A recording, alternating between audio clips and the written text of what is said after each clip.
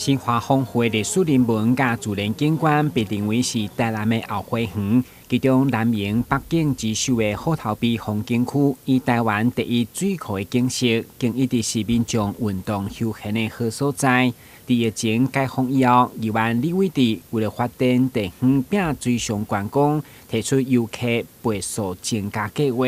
并且市府评估用途虎头埤的可行性。对此，市府已经调向试办的方向。我们露营的一个规划，还有烤肉区整个部分来做一个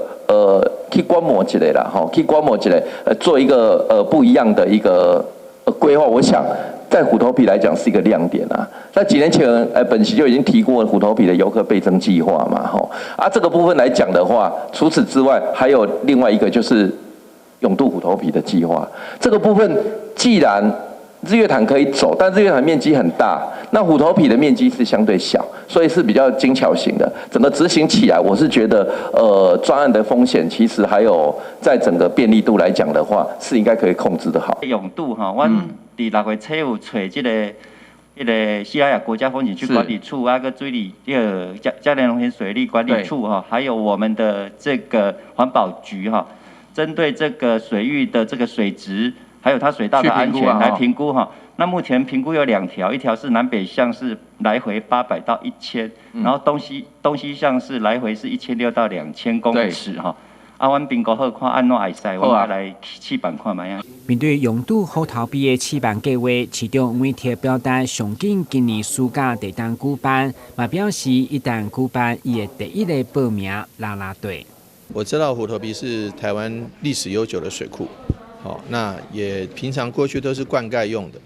那我相信，其实它过去也是南营8景之一。除了我们这段时间优化虎头埤它的一些硬体设施之外，我们也考虑，就是说在暑期盛夏的，而且盛夏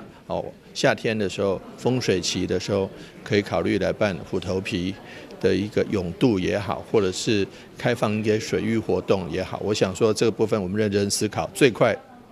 希望能够在今年暑假就有一个初步的一个雏形。那如果来得及的话，今年办；来不及的话，明年就可以办。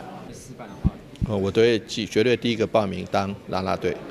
疫情解封，各地露营区陆续出现人潮，所以嘛争取虎头埤露营区的营地整修甲特色规划，借出来吸引外地游客，和虎头埤风景区风华再现。台南新闻，阮子林银根采访报道。